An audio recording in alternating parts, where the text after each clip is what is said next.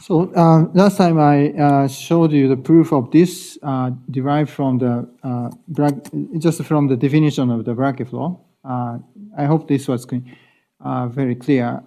Yeah, this formula is really, if you think about it, it's very tight formula that you're not losing anything in the inequality. Okay, so it's a very nice formula. And using this, one of the things I told you about was this corollary. I think, let's see, the name was corollary 1 or 2. Yeah, corollary 1 was this uniform upper density ratio. So if you assume that for simplicity, you don't really need to assume this, but you can relax this much further. But just for simplicity, if you're at t equal to 0, if your surface measure is basically finite, then what I told you is that and for any delta, we have the following, that is the supremum of this mu t, and measure inside of the ball radius r divided by r to the k, where the supremum is any point in Rn, but t is at least bigger than or equal to delta, and delta square maybe, delta square, and this radius could be anything. Okay, so supremum of all these possibility, this is bounded by initial measure and multiplied by some constant, which is really just delta to the k e to the minus 1 over 4. Okay. So the point was, if you have a nice finite measure initial data, then if you just wait a little bit, then you have this uniform bound on the k-dimensional surface measure. You know, remember that this is, if you think about the what this was, this is really the how much measure you have, okay, with multiplicity. So this would be, let's see. So suppose you have this empty is a set. That's what it is. That's what this is. What this is. Yeah, that is the. That's a measure of this surface, but with weight potentially. Okay, so if this is, and note that this is integer values. So in particular, it's bigger than or equal to 1. So you do have, in fact, even from below this bound at r to the k, hk of mt intersected with ball radius r. Okay. So it's really, you know that the surface measure has this so-called upper density ratio bound, uniform in space and time. Okay. And yes?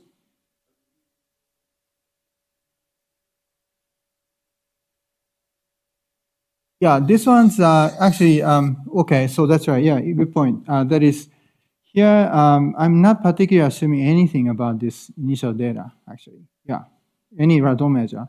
But okay, but the point is, this has to be Brakke flow. So it has to satisfy the, the inequality or all the things. Yeah, I think I first was not so clear, but here I will be looking at the Brakke flow.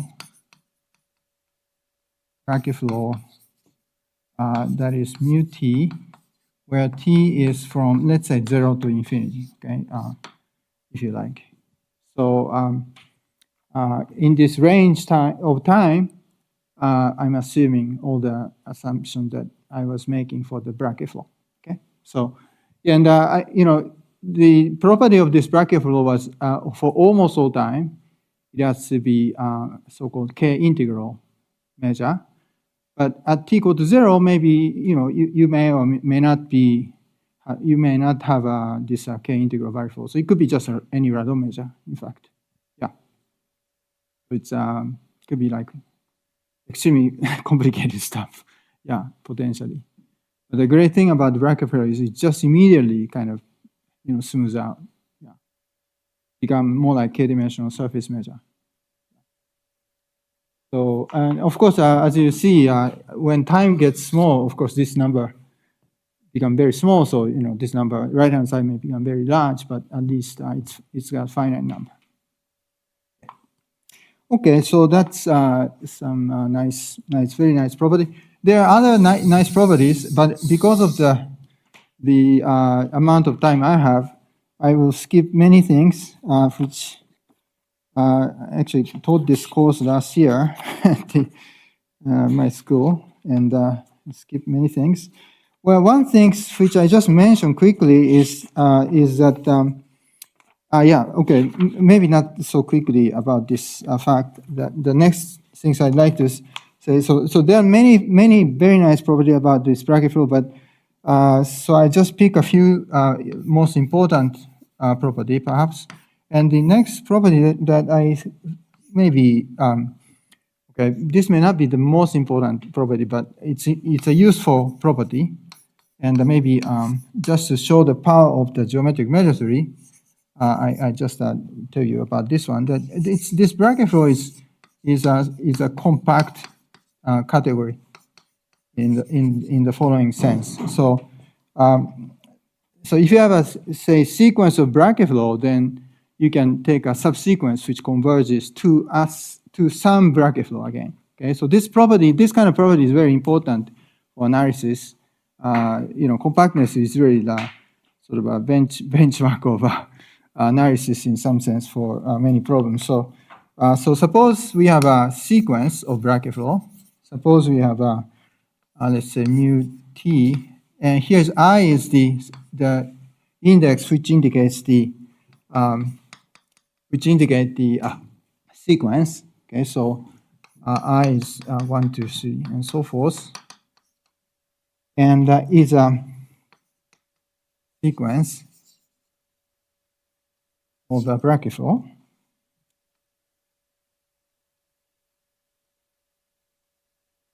And for simplicity, maybe I'll just say on Rn. Okay, so Rn.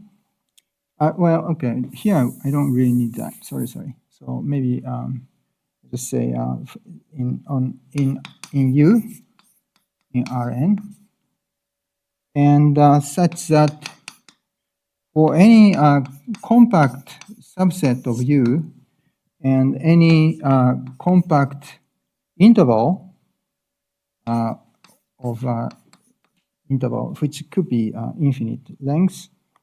Suppose that we have this uniform mass bound.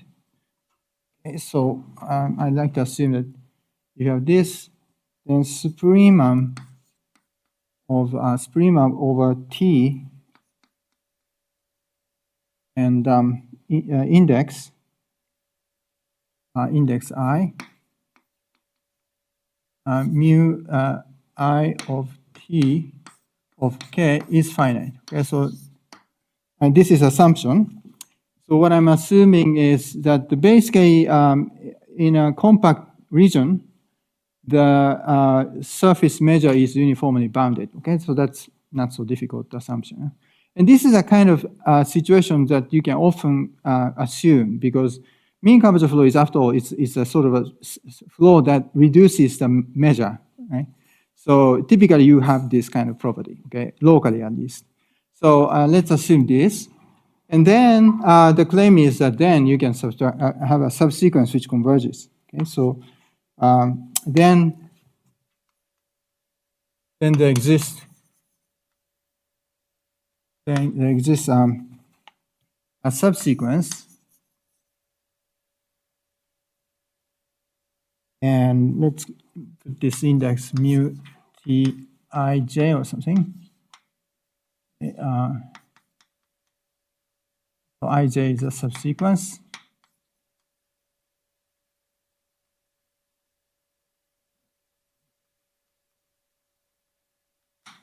And also the limit and a Brakke flow, and the limit Brakke flow. And I explain what by what it means by limit, but Brakke flow, mu t, okay, such that in what sense it is a limit, such that this is true. For all t, this sequence converges as a measure. So mu I j t converges to, well, okay, so maybe I should, okay, just roughly speaking. So this means for any test functions, let's say C compact function, the limit j goes to infinity of this phi of x d mu I j t of x is equal to u of phi of x d mu t of x. Okay, so this, when I write this kind of notation for measure, then what I mean by this is precisely this. Okay, so in the sense of measure, it is converging. So any test function you give test function, then the integral converges. Okay, and it's important to emphasize it is for all time, and the sequence. Here is a key, rather important point is the sequence, subsequence does not depend on time. Okay, that is depend on t. Okay, so you can choose one subsequence such that for all time it is converging. Okay, so it's important because it's a huge difference, right? That is, if fixed time is a subsequence, that's not what I'm doing. Okay, so it's quite that difference. Yeah. So I'm saying that you can choose some subsequence once and all, and then for all time, you know, this is true. Right? So and this is a very nice property about the Brakke flow. So now let me just quickly give you a proof of this. Just sort of not the detail, but more like an idea, and also the ingredient of this proof. Okay, so well, the ingredient is this so-called Allard compactness theorem. Allard compactness theorem. So I'm using this type of things without proof, or integral varifold, so-called. So now I didn't explain what the varifold is, but its varifold is actually hiding in all the arguments. So I don't explain what this is, but this one uses this notion of varifold, which I don't have time to explain this, but if you don't know, it actually doesn't matter so much for us. So let me introduce this results, which is actually not so difficult to explain. Okay, so suppose, so let's just I'll tell you what the content is. Suppose that you have a sequence of k integral measure that we've been looking at, measure mu I. Okay, so there's no time now, so I is just a sequence.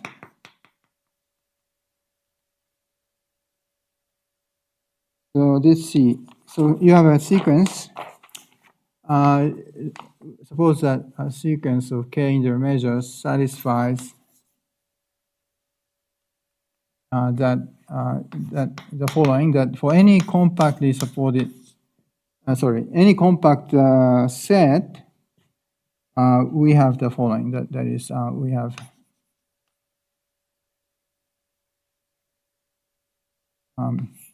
this lim inf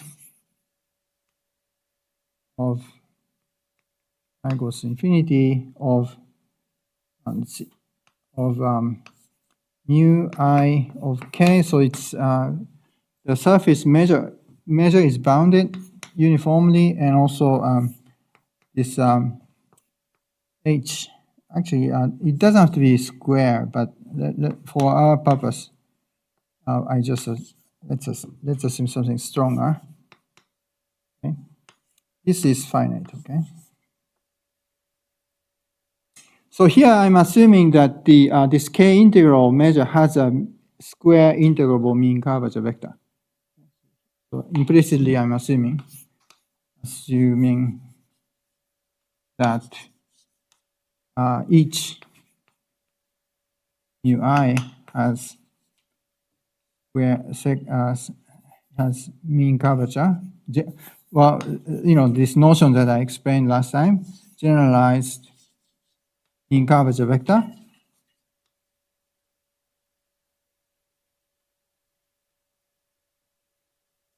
H mu t. Sorry, there's no t. Mu t, which is square integral.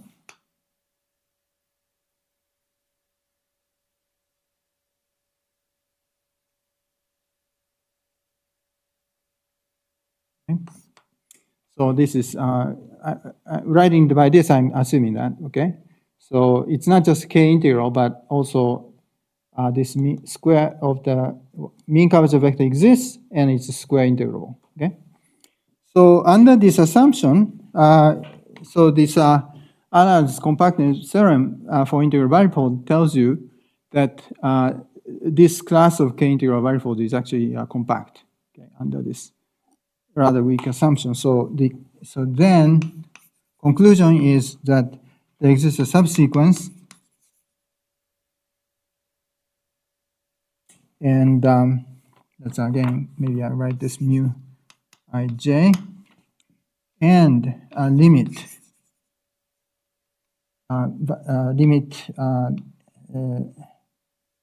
mu, which is k integrable, k integral. Okay, and furthermore, so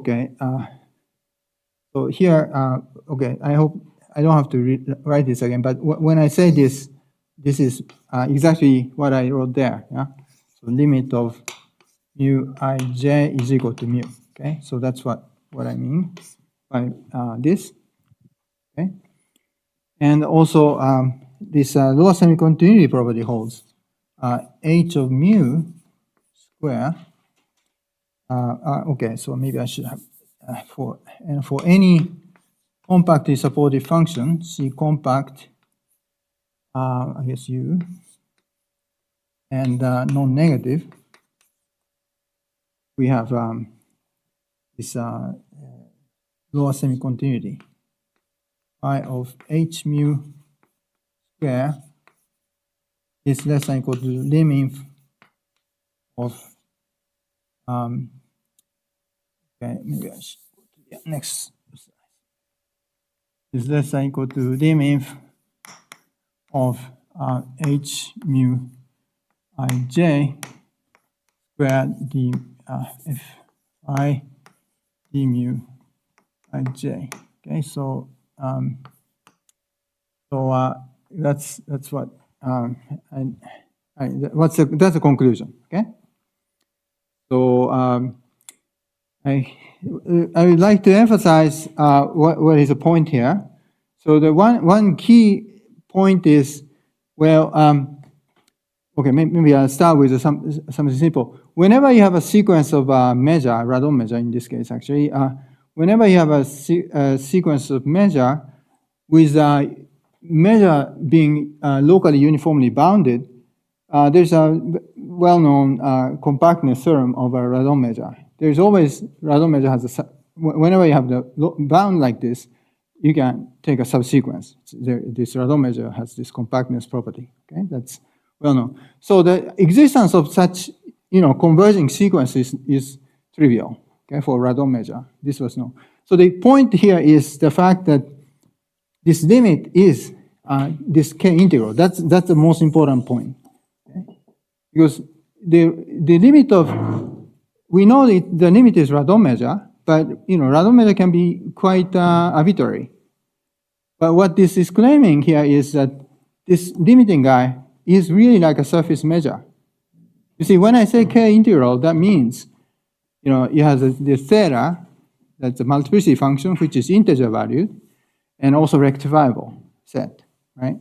So this is really special kind of radon measure.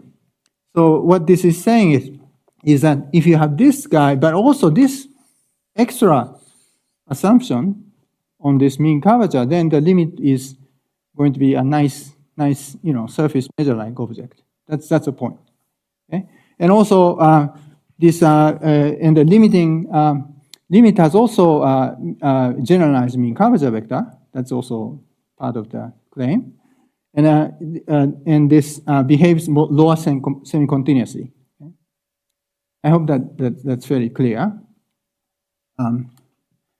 And actually, this is even non-trivial if you have this mu I is all 0, okay, for any I. Even for this case,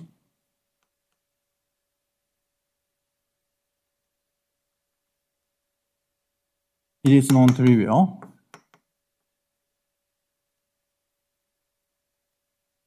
And I would say that even if, in fact, even if this is 0, and also let's say mu I comes from, let's say, smooth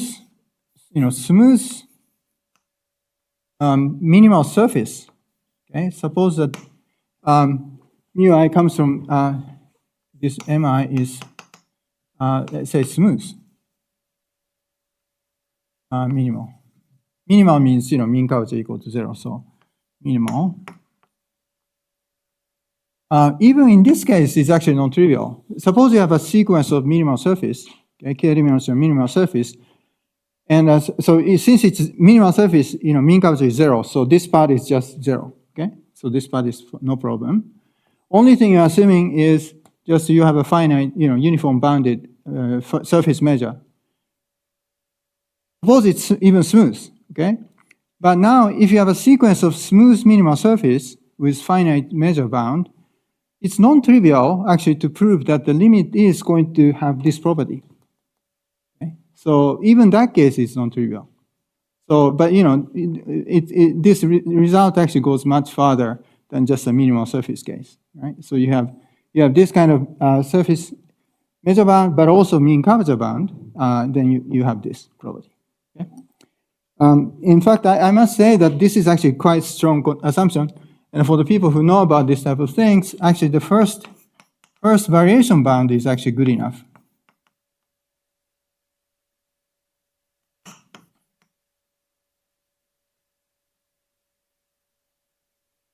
To get the similar result. Well, except that you don't have this L2 bound, of course, at the end. But just okay. So this is for someone who knows about this kind of things. Okay, so anyway, so I hope that this is understood, yeah? So I'm going to use this result and just give you a fairly rough sketch of how the argument goes. Okay, so for this Brakke flow. Now, in the case of Brakke flow, the problem is, you have this time dependence, and I want to make a single choice of subsequence such that this convergence is true for all time, okay? So that's the only sort of issue here. And also, of course, the limit has to be Brakke flow, so that's another issue. But this part can be basically handled by the fact that this Brakke flow is sort of monotone decreasing, okay, in time. Okay, so since it's monotone, it's not quite monotone decreasing, but almost monotone decreasing. So that property is really useful here.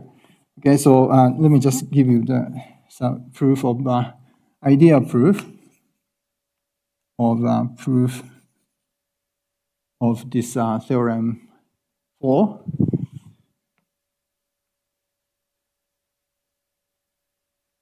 Okay, so not the full proof, but just almost full proof. But so what do you do? So as I said, you use this monotone decreasing property. Okay, so by the way, so I must say that if you have a if you have a sequence of stationary varifold, and stationary varifold, as I told you, stationary varifold is a Brakke flow. Okay, that is a case that mean coverage is 0, is a Brakke flow trivially. And in that case, it's already done, right? I mean, we know that the limit is stationary, so it's a Brakke flow again. Okay, so that's an extremely simple case where there's no time involved. Okay, so here the only thing you have to worry about is the fact that you have this time dependence. Okay, so let's see what do you do this? We can ask, let I prime to be compactly supported time, and let's say let phi of L, okay, L is an integer. This is a function of C2 and a compactly supported function on U.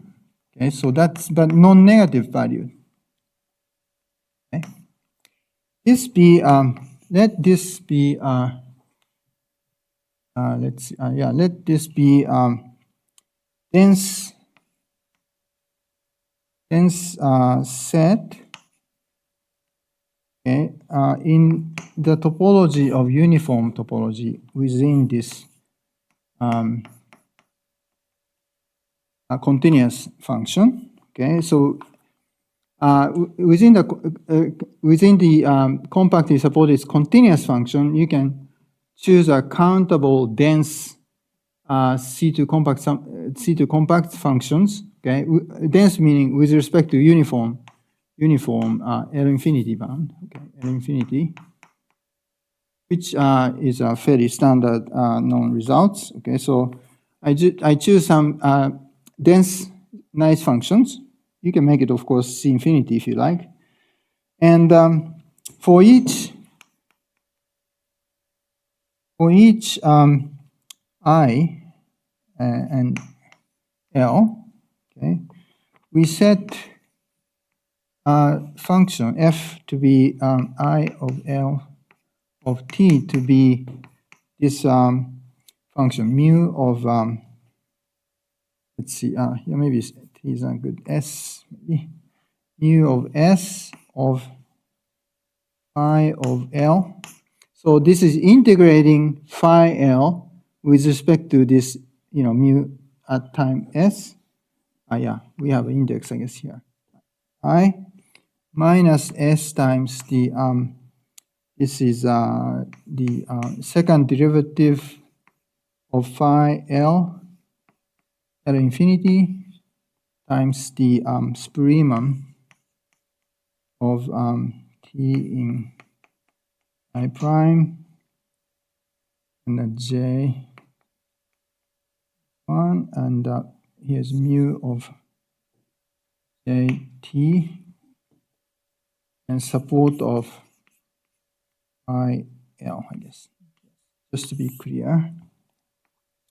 Okay, we set this function, and so I wrote this because from what we did last time, by proposition 4,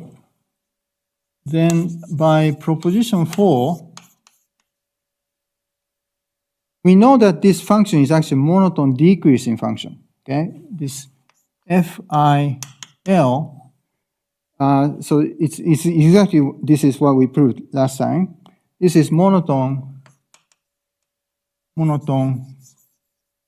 decreasing or non-increasing function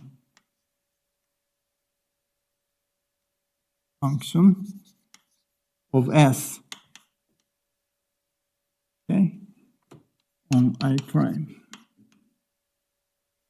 So that's what we saw last time. Okay, so if you sort of got that, that should be in the notes. So this is monotone decreasing in time. Okay, so use the fact that this guy is a Brakke flow. Yeah, and so So for each fixed L, let's see. It's a bit hard to think about this. For each L, yeah. So for each fixed L, you fix L, you have a sequence of monotone decreasing functions. And okay, so with respect to I, so you fix L, you have this monotone decreasing functions, and the monotone decreasing function has this property that you can choose a subsequence such that it converges for all points actually. So for each fixed L, okay, we can choose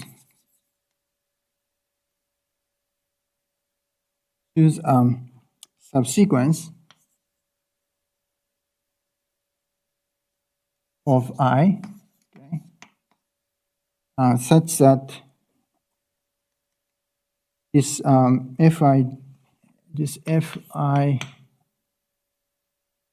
j L of S, this guy, so this is j from 1 to infinity, converges pointwise, okay,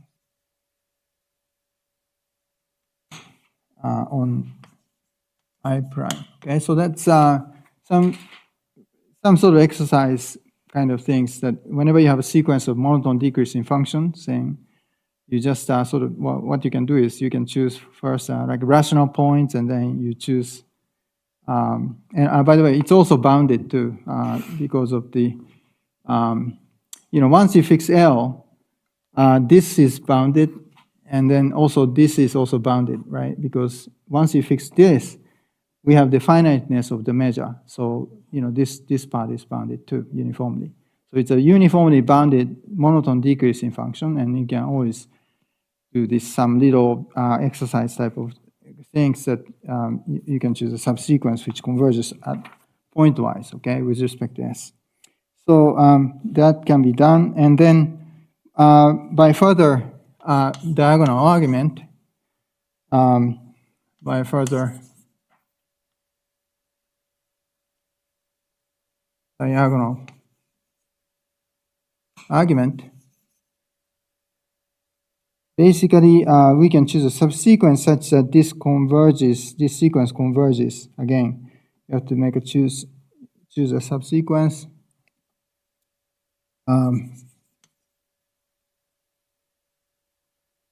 Sequence again. For each fixed L, we could do this. So we just do a diagonal argument with respect to L again, such that subsequence such that for all L, now this Fij L of S actually converges, okay,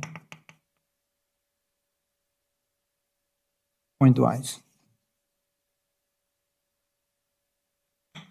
Okay, so by doing this, you can actually choose a subsequence, okay, such that this quantity converges to the limit.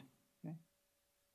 And so, well, this part is actually just a linear function. So, well, the important point is this guy converges. Okay, so this guy converges to something. This part is really nice continuous function. So, so that means, in particular, we have this mu of Ij, this subsequence of S of phi L. This converges for all S. Okay, so S in I prime and L. So that can be done. Okay, so this is really coming from this monotone property. Okay. Yeah. So this is a nice thing, and well, okay, if you don't have this kind of monotone property, you can't do it. So somehow it's a bit of a technical point. But for example, I think many of you probably know about this Allen-Kahn equation, maybe, which has to do with this mean curvature flow. So for Allen-Kahn equation, you can also do the similar things. But once you start talking about, for example, yeah, if you know about this, say Kahn-Hilliard equation, which doesn't have this kind of property, then you cannot do this, unfortunately. So somehow this was here is a sort of lucky case. Yeah, and okay. So that gives you at least a limit. Now, once you can show this for all, phi L, then the density argument of the function tells you that, so by the density argument, so let me skip this just by keyword. By the density argument,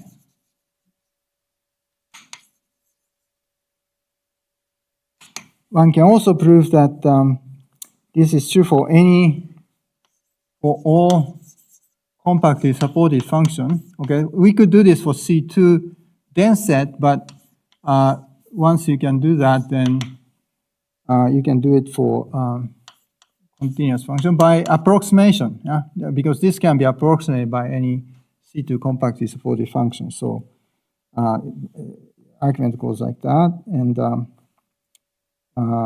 this for all phi, this mu ij of S of phi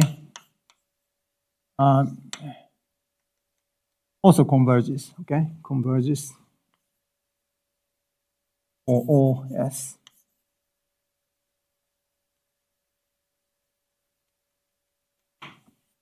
That can be done. And once you have this limit, which is a number, okay, so this limit exists, mu ij S of phi exists, and you can define this as, if you like, you can define this as some linear functional. Well, this being a linear is actually quite clear, and by then by this representation theorem,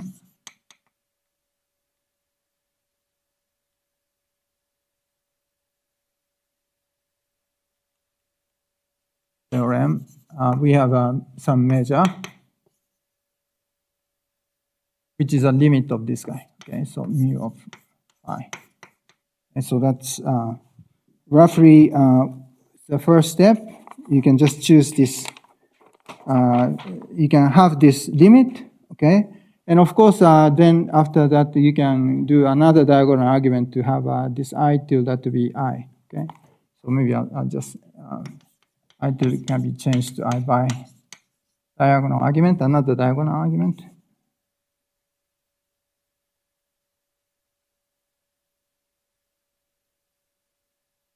Okay, so that's fine so far. Now, the rest is really to prove that this guy is a Brakke. By the way, sorry, this mu S. Yeah, sorry. For each S, we have this radon measure. So now, since I want to save time, I just go this a bit quickly. Now, the argument of proposition 4. Actually, if you look at it a bit more carefully, shows that this quantity is also uniformly bounded. Okay, so T1 to T2. I'm just I think I should have pointed this out when I was doing this, but let's see, mu S I j square mu S I j Es. This is bounded by this quantity. I think if I write this, you probably just get a vague idea that sounds right. So we had this. If you look at it a bit more carefully, we had this estimate actually. Mu S I j. Yeah. plus mu of ij E1 of phi. Okay. So if you look at the argument in proposition 4, let's see. I think it wasn't probably not so clear, but yeah, you could bound this L2 norm of the mean curvature actually. We just can't simply drop this before, but if we kept this term, we would have this estimate. Okay. I hope that that's sort of okay. Actually, we had on the left-hand side, we had also mu T1 of if you had the same computation, this term also on this side. But this is non-negative, so anyway, so we had this kind of estimate.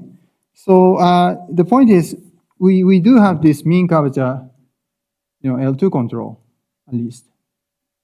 Well, except that integrated in time.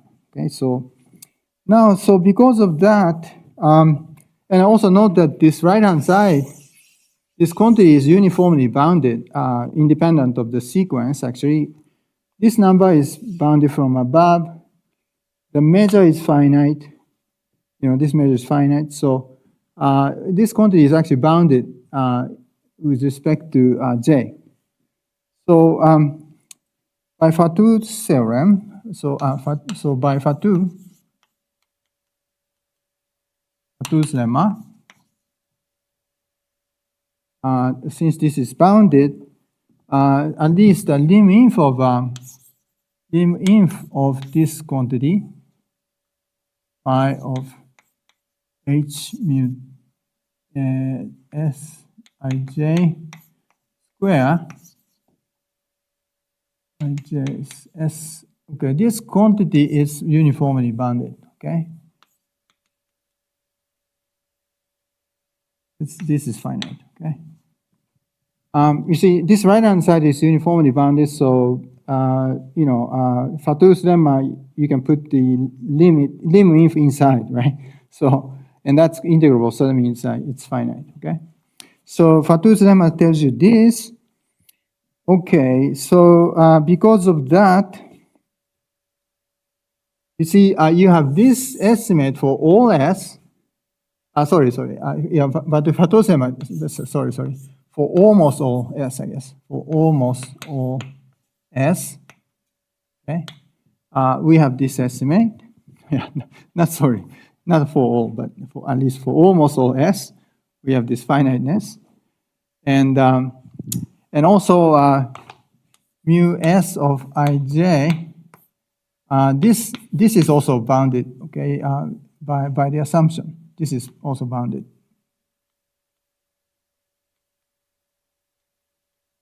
Okay. By the assumption, we have this uniform measure bound. Okay. So if you combine these two, we can apply this theorem, this 5. For almost all S, we can apply this Allard compactness theorem. So by Allard compactness theorem,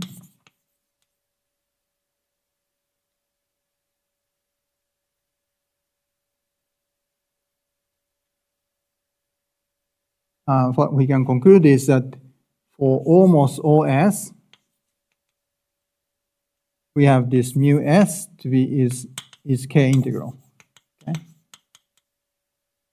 And also the mean curvature exists and it's low semi-continuous.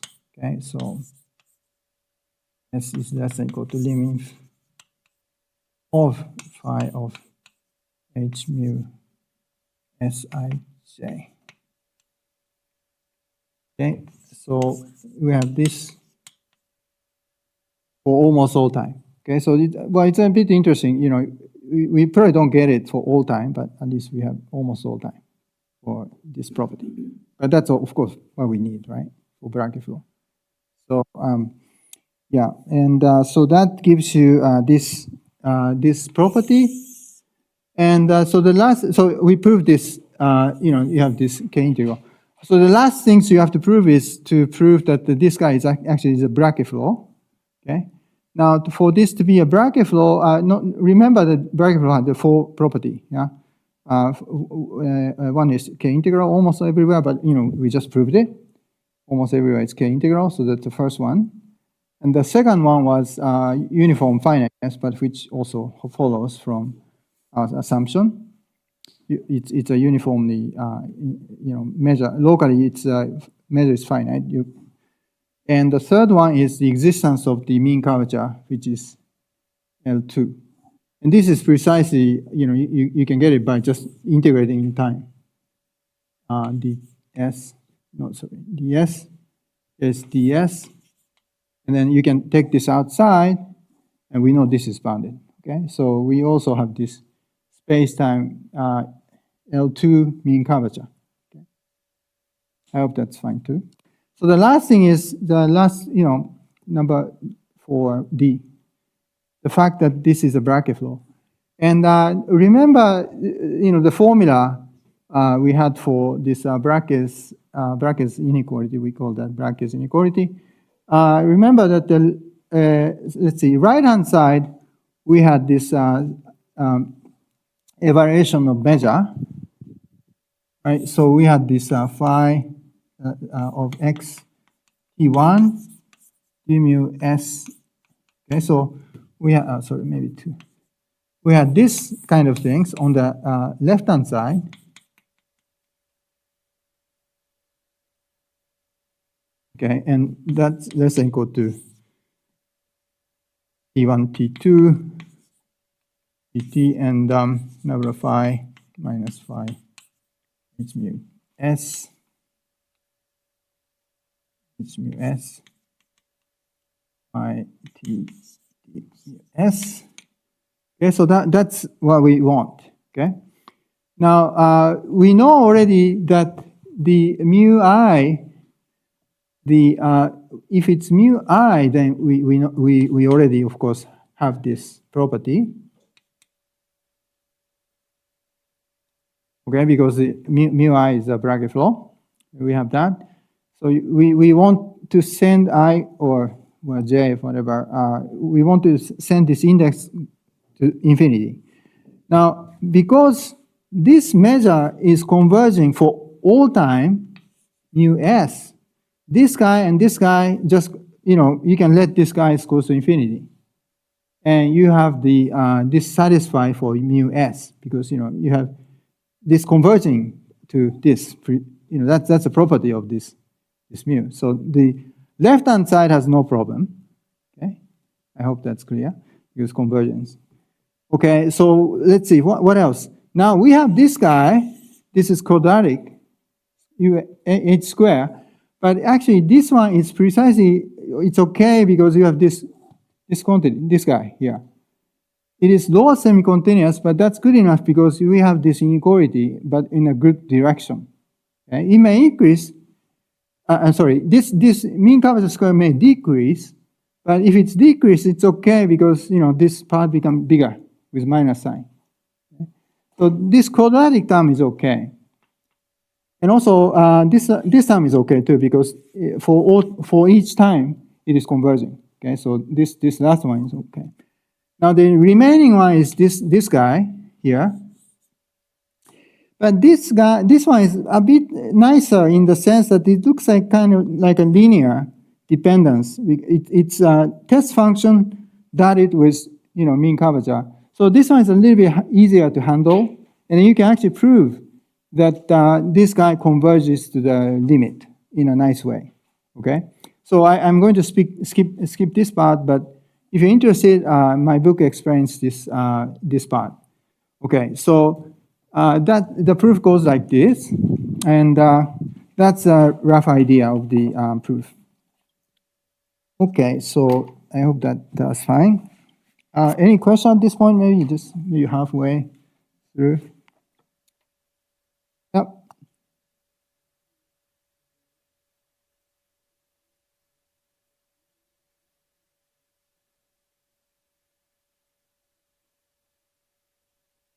Could you say again? Yeah. Hmm? Oh, currents. Yeah. For currents is well, it's a bit, yeah, it's I would say it's related, but it's definitely a different proof. Yeah. It's much more like varifold type proof, and yeah, and it's a bit quite different. Yeah. So here you really utilize the monotonicity formula, for example, while Fleming's compactness theorem doesn't quite use, for example, monotonicity formula, but use so-called deformation theorem.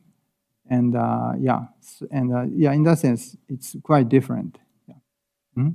But idea is sort of similar. Yes, certainly. Yeah.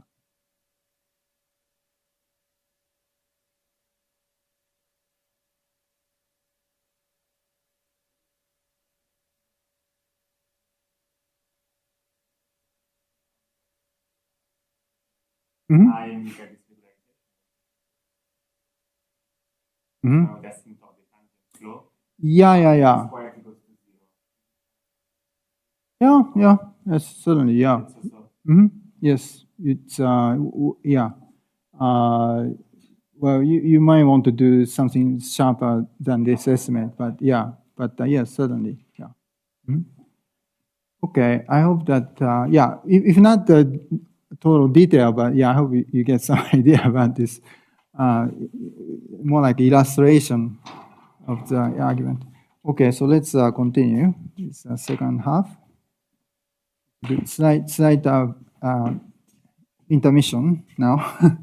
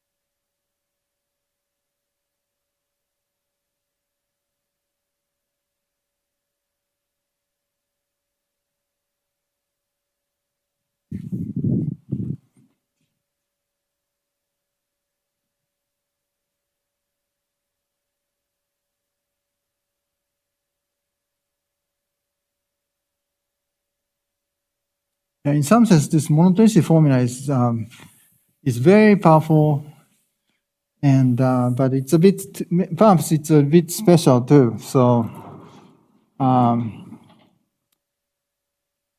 yeah, so if you have this, then you can do a lot of things. But if you don't, you can't do many things. Unfortunately, that's just life of mathematics somehow. By the way, this yeah, if you probably you know this, but for Ricci flow, this Hugheskin's monotonicity formula is I mean the corresponding monotonicity formula is this Perelman's monotonicity formula. So once Perelman finds this formula, he could prove Poincaré's inequality, Poincaré's conjecture. So how you can see how powerful this is. So yeah, Ricci flow case was very non-trivial again. Of course, this Hugheskin's monotonicity formula is also not so easy to find, but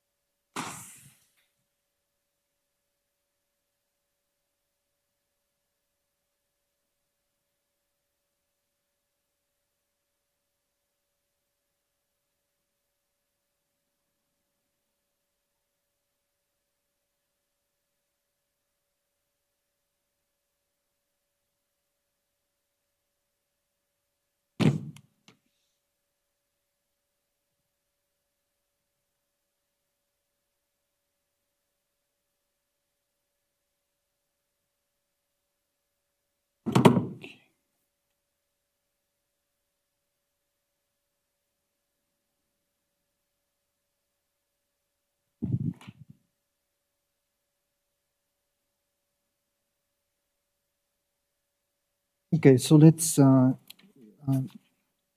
continue. So yeah, you mentioned about this tangent flow. So I just quickly tell you about tangent flow.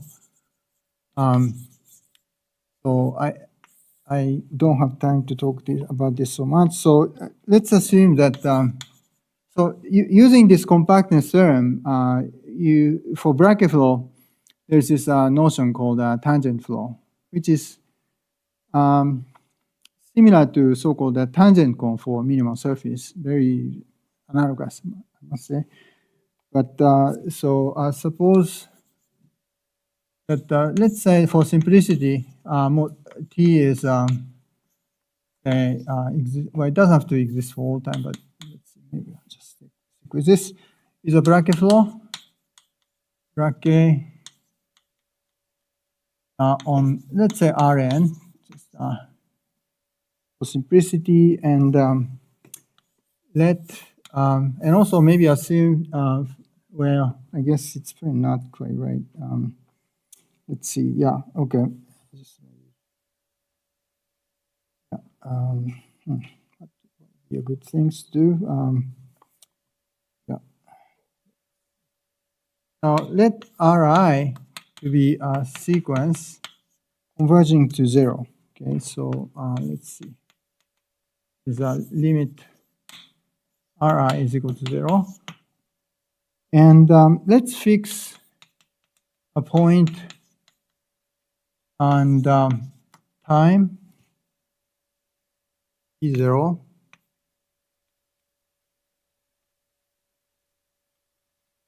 Let's fix some point, arbitrary point. And but after picking at this point in time, just by just change variable so that this x0 is the origin. I mean, you can just do a parallel translation, and also t0 to be equal to 0. Okay, just by just changing time and space.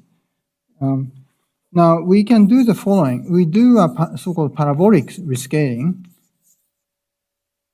Parabolic meaning, you know, after all, this problem is parabolic problem. So there's a natural scaling, rescaling. Okay, that is, you just change x to x over Ri, which I call this x tilde, and a t, you change this to t over Ri square. Okay, so I call it t tilde. Okay, so note that you scale x by Ri. Now the time should be scaled by Ri square because it's a parabolic problem. Okay, that's a very standard things you do. Now so now you sort of do this change of variable also for this flow. Okay, so what you do is for any test function, maybe it's easy to think in terms of test function. So you originally, let's see. So you define. Let's see. Yeah. So let's see. So define mu I as follows. Mu I t as follows. So you define this in terms of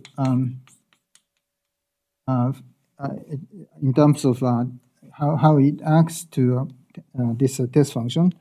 I define this to be basically you know, do a change of variable as follows: I to the k, and here is phi of x over Ri, and d mu of t plus t times Ri square, okay, in x.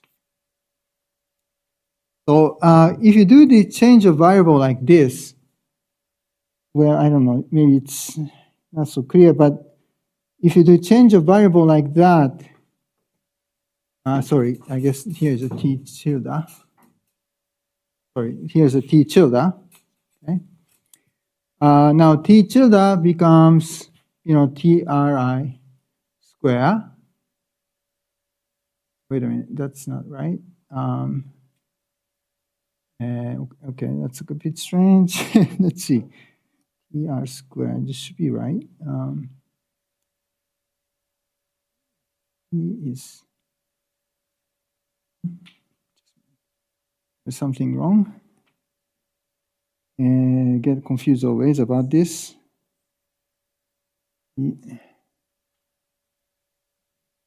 Yeah, okay, I think there's something strange. If I do a change of variable like that, maybe, yeah, I guess maybe this should be like I square, sorry. I hope that's correct.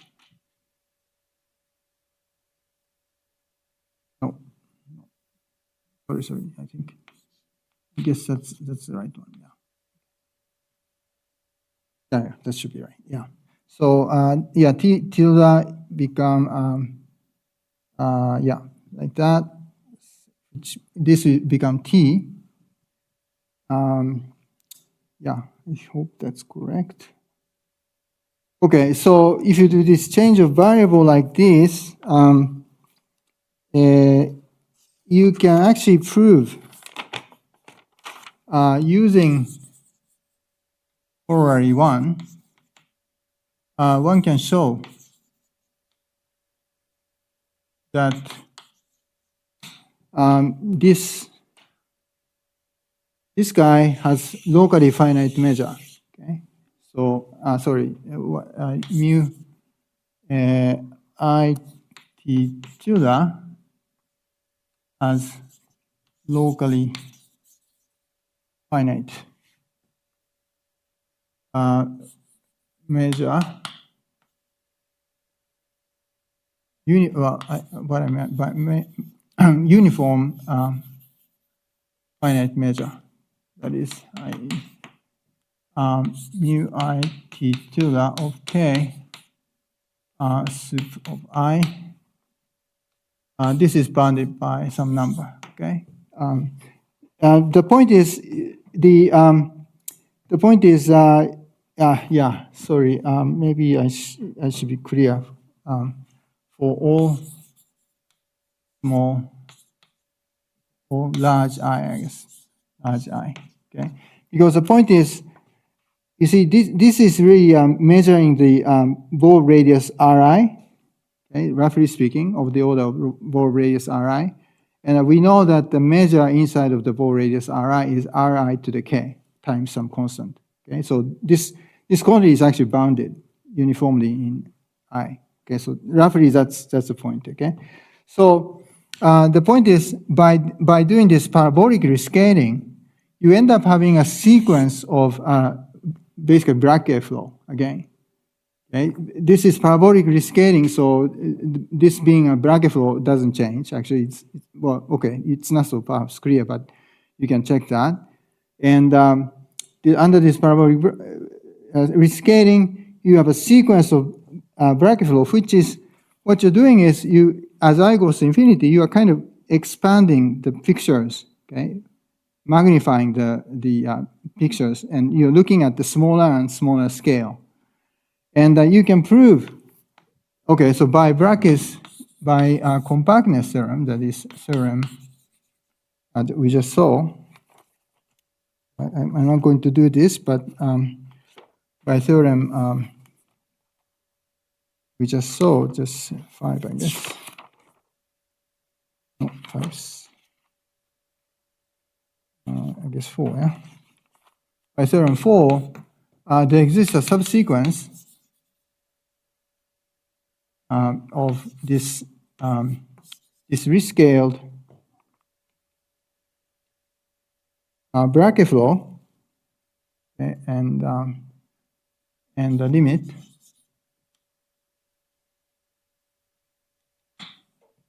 Brakke flow u t, okay, which is, and so there exists a sequence which converges in the way that we've been talking about. And this limit is so-called tangent flow. Okay, so this is called tangent flow. And without giving any proof, my proof is in my book also, if you're interested. But this tangent flow has this sort of homogeneous property, and so maybe I'll just quickly tell you. So this tangent flow has. So here's maybe I just state the statement only, and if you're interested, please take a look at my book. So this maybe I should put that tilde here just to differentiate the original measure and this tangent flow. And so this tangent flow has this property that this is a Brakke flow, of course, but not only that, but has this property that for any r, it's homogeneous in this sense. That is, it satisfies this homogeneity. So d mu tilde at time -1. Okay, so that's really confusing perhaps, but at time equal to -1 is equal to the descaled guy here, Rn phi of x over r, and d mu tilde at minus r square. Okay, so what this is saying is under the parabolic rescaling, this measure does not change. Okay, so that's what it's saying. I hope that, okay, maybe it's not so clear immediately, but so basically at time equal to -1 determines the whole measure, basically. By the way, at least it determines all the measure at least for t less than 0. Okay. And note that this statement is only referring to time, negative time. Okay. So this is so-called backward homogeneous. Backward, what was the name? Backward parabolic scaling invariance, I guess. Yeah, and you don't know about the forward in time somehow. It's some sort of interesting aspect about this, but yeah, you only know backward in time. It's homogeneous. Okay. Yeah.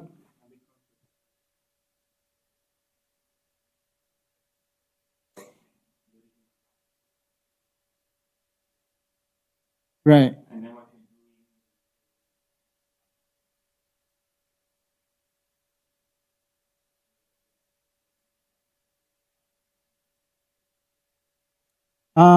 You see, well, no, you see, you're really magnifying locally.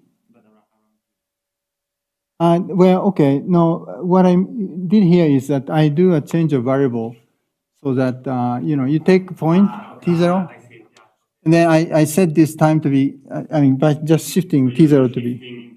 Yeah. Sorry, yeah, I think it wasn't clear. Yeah, that's right. That's because then otherwise I have to write t0 all the time. So yeah, it's easier to write this way. So yeah, sorry, but that's confusing. Yeah. So this one's interesting, and maybe many of you are familiar with the tangent cone for minimal surface, and it's very similar, of course, if you know that. But this aspect is very different in some sense. You only have this homogeneity backward in time. Okay. So that's interesting. And also, other interesting aspect about this is that it's not just only that is satisfied, it's homogeneous, but also homogeneity comes from, it also satisfies this property that mean curvature is actually, is also completely determined by x perf over 2s. So that's true for mu tilde s almost everywhere, and for all s. So this equality holds. That is, at each point, mean curvature is given by the x projected to the normal of the tangent at that point, divided by 2s. Okay. And this one comes from the Huskins-Montoya formula, actually. If you look at the Huskins-Montoya formula, you have this, this term, h mu t minus x perp to s square. And the vanishing of this gives you this equality. Okay, so if you know, again, maybe it's a little bit difficult unless you've seen the minimal surface case, but minimal surface case, you have precisely this is equal to 0, okay, in the minimal surface case. That's I think if you've seen it, yeah, I think you probably remember that, that really tells you it's a cone, right? Because if it's x perp is 0 at each point, it really tells you this has to be is a cone. But here it's not necessarily a cone, but it's somehow the but still at least satisfy this property. So yeah, you might say it's more like a self-similarly shrinking object. That's what this is.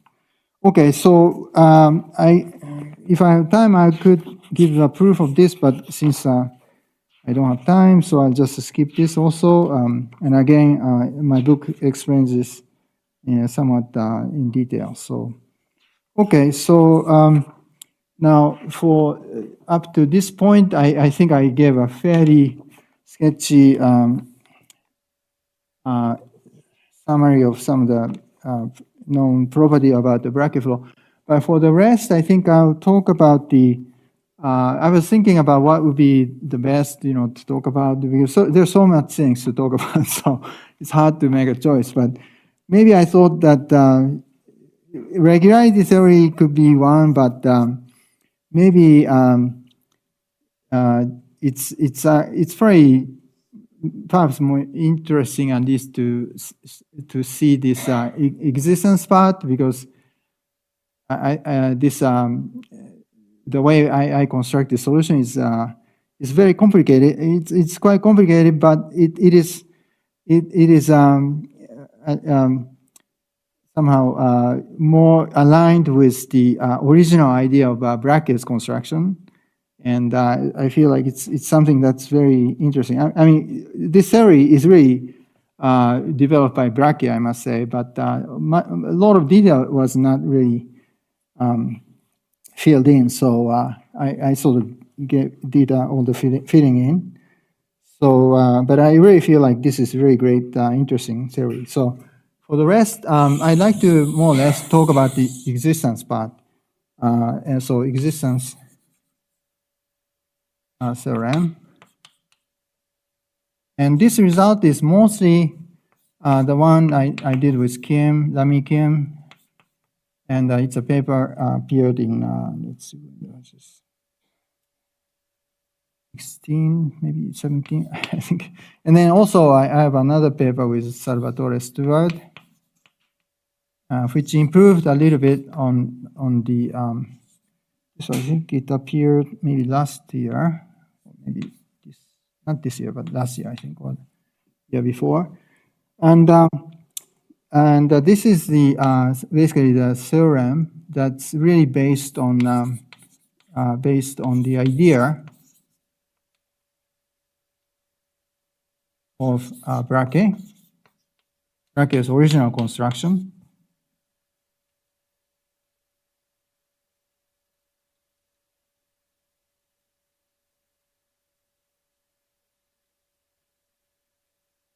And unfortunately, it's a bit complicated, but there's a very nice, I feel, structure that has been overlooked. So, yeah, I think I can't explain all the detail, of course. I mean, this Kim's paper is really like 100 pages. So, I'd like to illustrate some of the main point about how you do this, and I want to kind of show you some of the highlight of estimates, say, and also the idea of how you do it. And so hopefully that's interesting.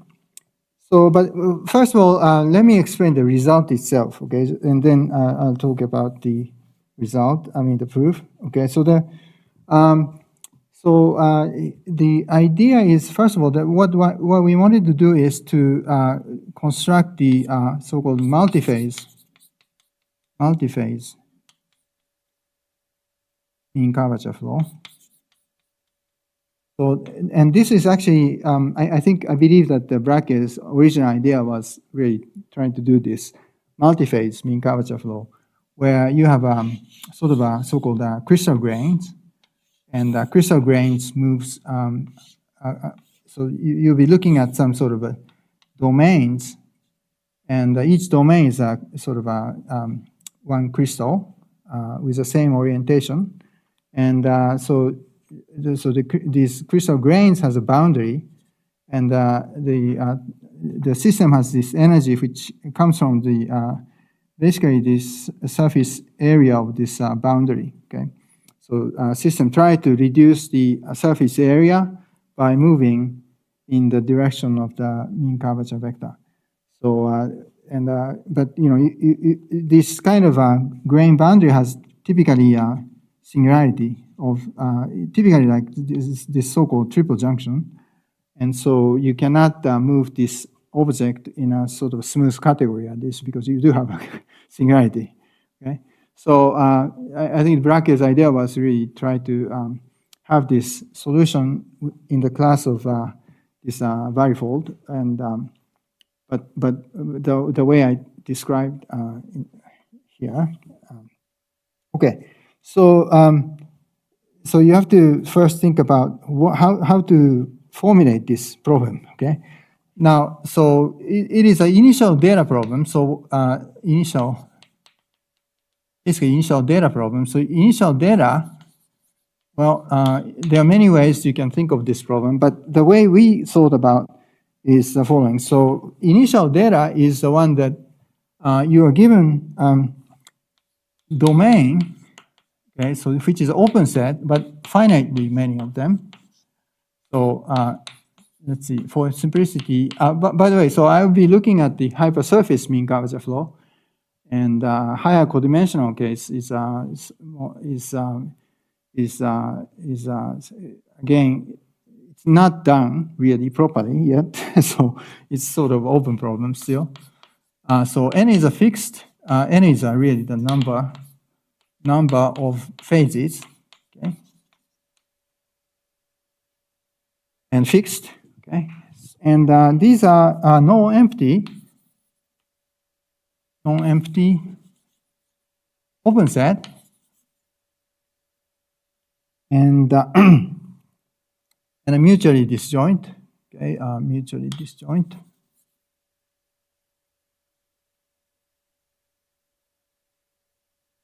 So this is the initial sort of phase, okay, and so the picture is really what I was just saying. So you have this kind of let's say maybe okay. So let's consider bounded case, for example.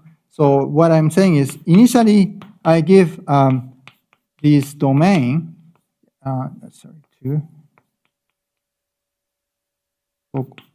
4, E0, 5, and E06, for example. Okay, so I sort of partition the Rn plus 1 into capital N number of domains, okay? And these are open set and mutually disjoint. And we set gamma 0 to be the initial interface in some sense. This, I define this Rn plus 1 minus the sum of EI0. Okay. So this gamma 0 is really this boundary, okay? So this set, which is, of course, it's a closed set.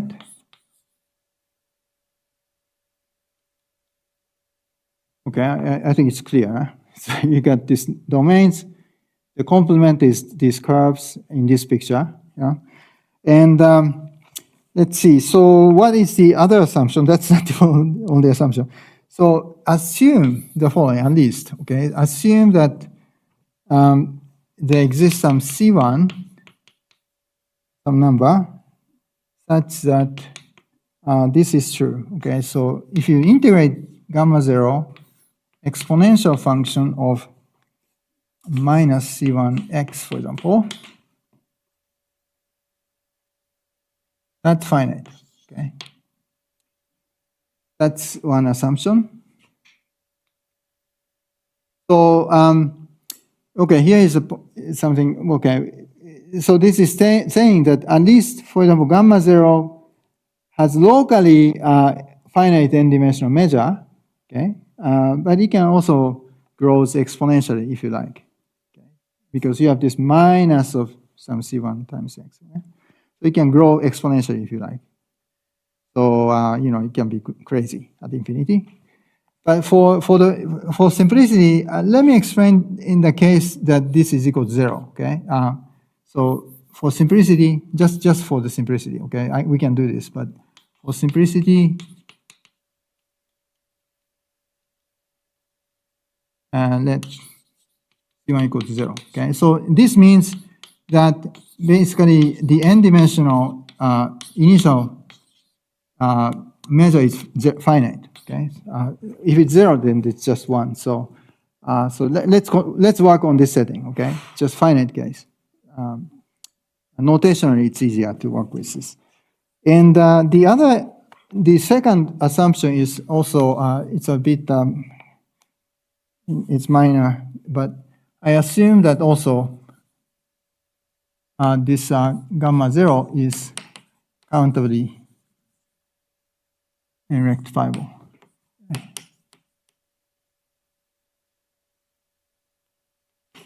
Okay, so that's the assumption. Okay, so it's finiteness of the measure and countably and rectifiable. Okay, and it's actually hard to find the set which is not countably and rectifiable. So in some sense, it's like not so much assumption, right? I mean, if it's a fractal like sets, then yes, maybe it's not. But all right, so that's the assumption. And so you can start with this initial data, which is quite general, I think. So the conclusion is the following. Conclusion is that then there exists a Brakke flow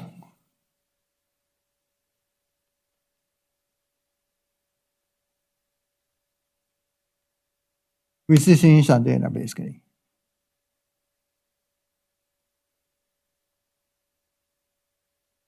That exists for all time, actually, and so it's a Brakke flow that exists for all time. Well, actually, in this case, I think most likely after some finite time, it will become empty set. Okay, so it will vanish. But if you have like a non-compact initial data, then you may stay. You may have the flow for all time, non-trivially. But okay, so anyway, that's you have that.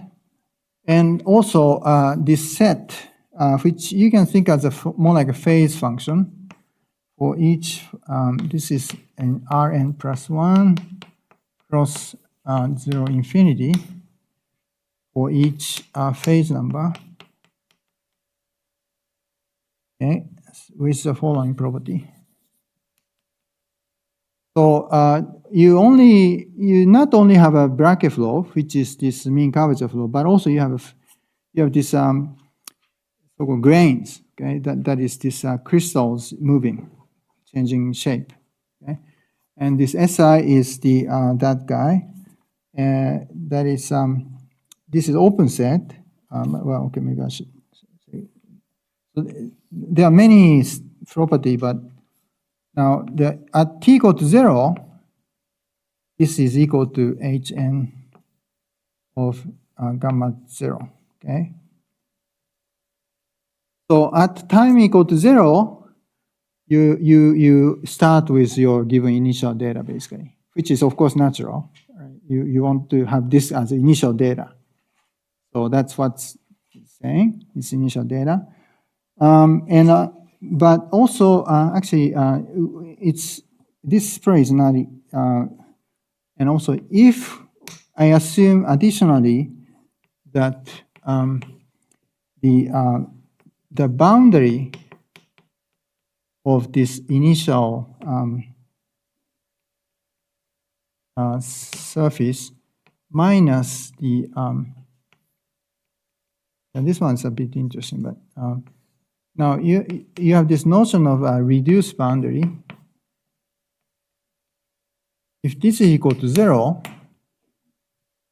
then it's actually continuous. So what it means here is t going to 0, mu t is equal to mu 0. Okay. So, okay, so this is a precise sort of a statement about how the initial data, well, initial condition is satisfied. Okay, now what this is. So this is telling you that, okay, this is usual topological boundary, and this is a reduced boundary.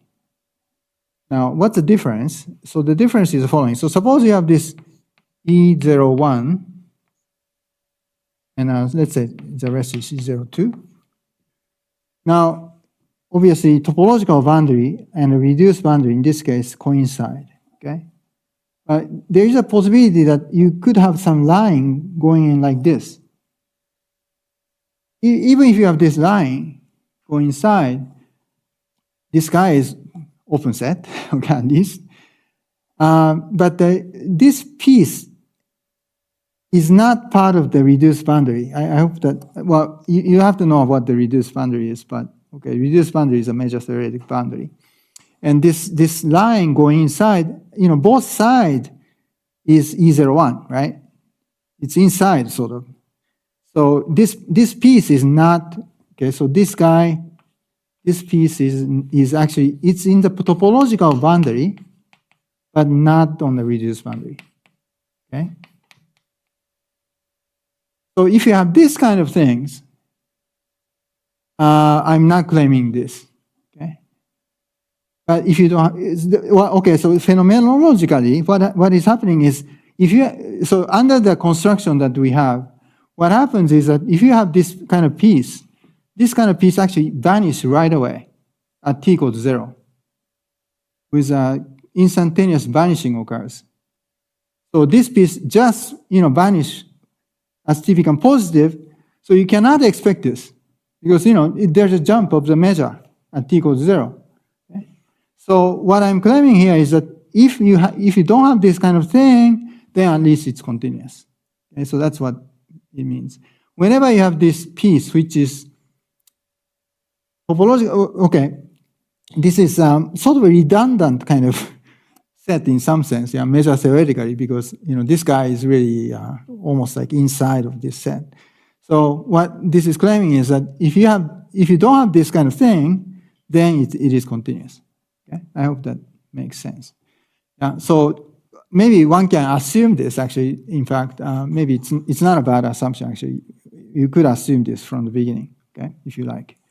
So if that's the case, then you have a continuity.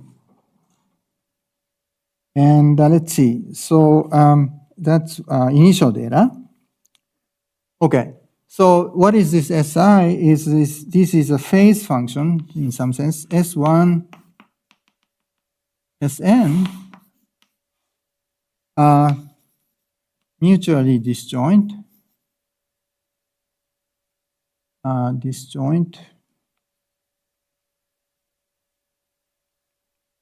Open set.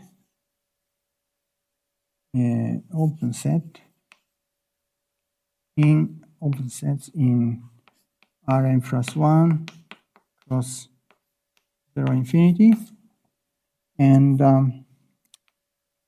also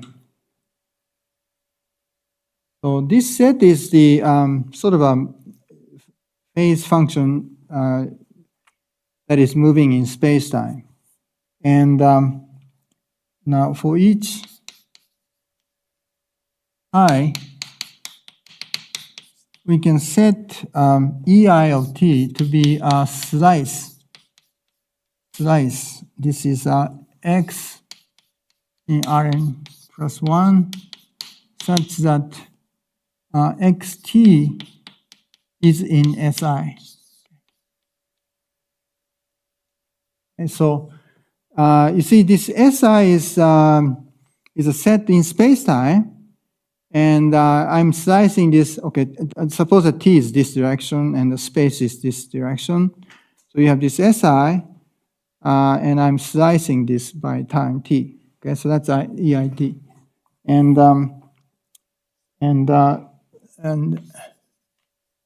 it's sorry, I'm not so good about this, but let gamma t to be yeah, maybe I write everything of the topological boundary of EIT.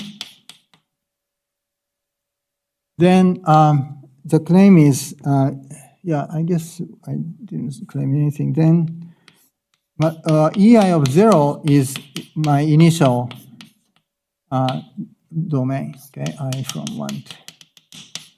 And so basically this SI at t equal to 0 is my initial grain or initial phase, okay? And that's it. And also, and then also for almost all time,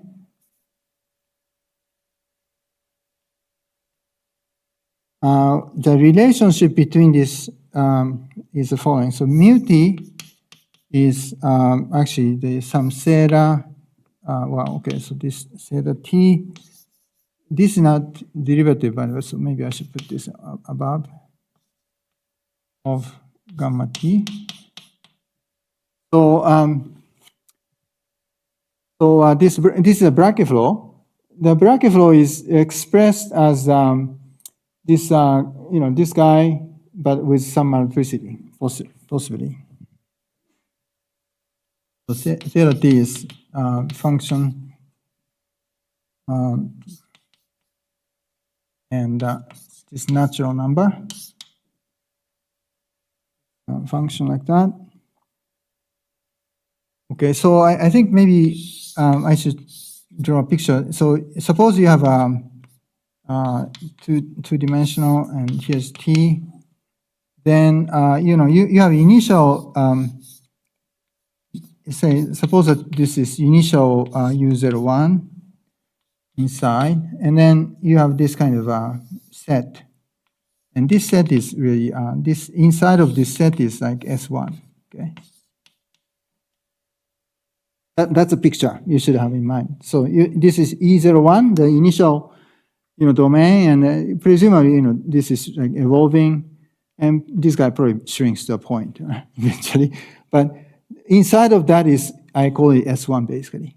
Okay, so this time slice is sort of inside of this guy, right? So that's EIT. And the topological boundary of the set, I call this gamma t. And then gamma t is precisely the support of the Brakke flow, in fact. That's the correspondence between these phase functions and the Brakke flow, right? So that's, you have that. Yeah, and the last property is, this one is actually quite recent characterization, but so for each I, we have this following property that for any phi C1, this one doesn't have to be non-negative, but free and compact function. Well, actually, it doesn't have to be C1. Continuous function with compact support, and for any T1 and T2, we have the following characterization, that there is EI of T2 of phi minus EI of T1 dx is this one is expressed as T1 T2 dt, and this is the reduced boundary of EIT and phi of x. Now here's h of mu t dotted with the outer normal of the reduced boundary.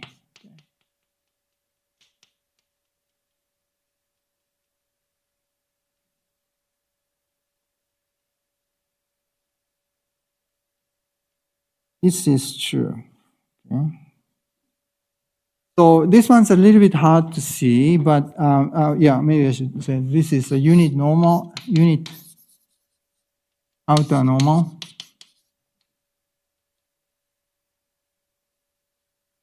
Of this set of finite perimeter. EIT. By the way, yeah, this guy is turned out to be a set of finite perimeter for all time, in fact. So you have this unit outer normal for this set of finite perimeter. And this is really telling you is that the distribution is speaking, this is saying is, okay, if you just let phi to be equal to 1, for example, just for simplicity, what this is saying is the volume change of this phase function is given by just the integral of the basically h mu t dot nu.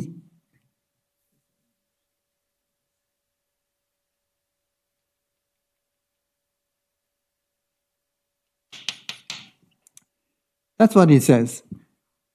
Okay. So you see, this is a domain, and the volume of this domain, the change should be, should be described by the speed of the boundary, right? Because the volume change should be given by how fast your boundary is moving, and how fast your boundary is moving should be given by mean curvature, because we are talking about mean curvature flow. So this is really telling you that precisely that, really. Okay, so the volume change is given by the mean curvature vector, which comes from this Brakke flow, okay, dotted with outer normal. So it's really like a normal velocity, of the boundary, like how fast it's moving. So that should be the right formula, and actually you can prove this. Okay, so this holds for, and this expression is more like a localized version of this, okay, with a weight of phi. So that's the characterization that we have, and this characterization is usually in a sort of in this literature it's called a BV solution characterization. And the existence of this type of solutions actually wasn't quite known in some way. I mean, under the certain assumption, it was known. But so I think this is probably the first time that we could show, like, complete generality, the existence of BV solutions in this setting, in fact. Okay.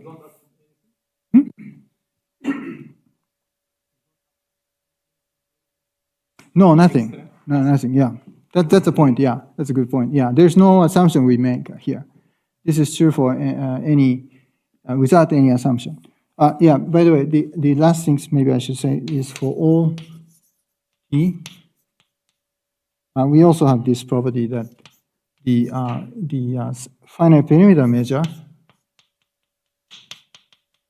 is bounded from above by mu t.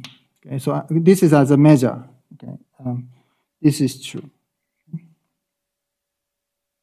And actually, okay, a little bit roughly speaking, equality if and only if the theta is equal to 1.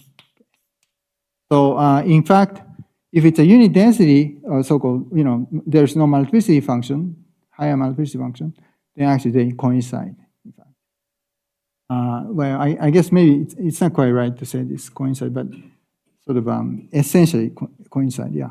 So I hope that's very clear. Okay. Right. Okay. Almost time. So maybe I should close here. Now, yeah, I think I'm supposed to give a homework. So this is homework 3. So yeah, today it's a little bit difficult to assign a homework. So maybe I thought that extremely doable things is to let's see, check. Okay, so this is for someone who get something out of it. At least check that if the following, that if mu is measure. Okay, maybe even yeah, that's what will be a good thing to do. Find, check that if you have, let's see, maybe I should write this more carefully. Suppose gamma is a union of set T, what is S0, S bigger than 0, and let's see, minus,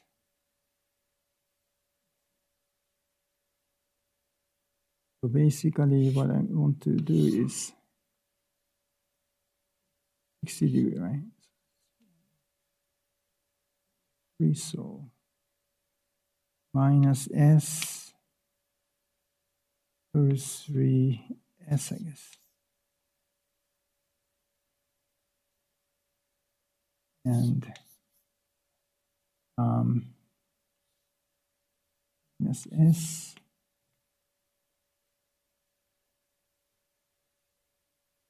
Oh, so is that right?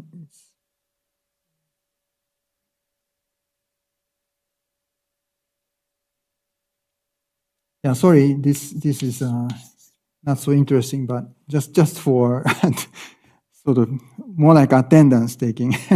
Yeah. So check. So gamma is this picture that is looks like this. That this is 120 degrees. Okay. Gamma is this consists of three half lines.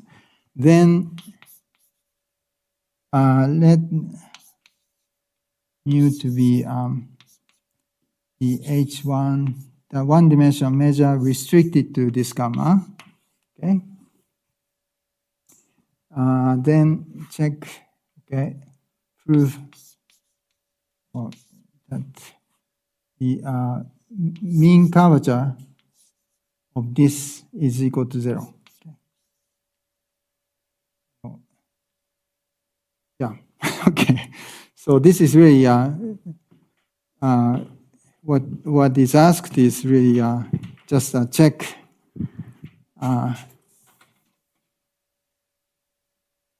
Just check that the divergence of this. This is just a line, so tangent space is obvious. Dx is equal to 0. Okay. So that's so. Just you see this you for any vector field. Okay. So yeah, just that's what. Just more like checking the notation. So yeah, please check this, and that's good enough. Okay, so I think it's over. Okay, thanks.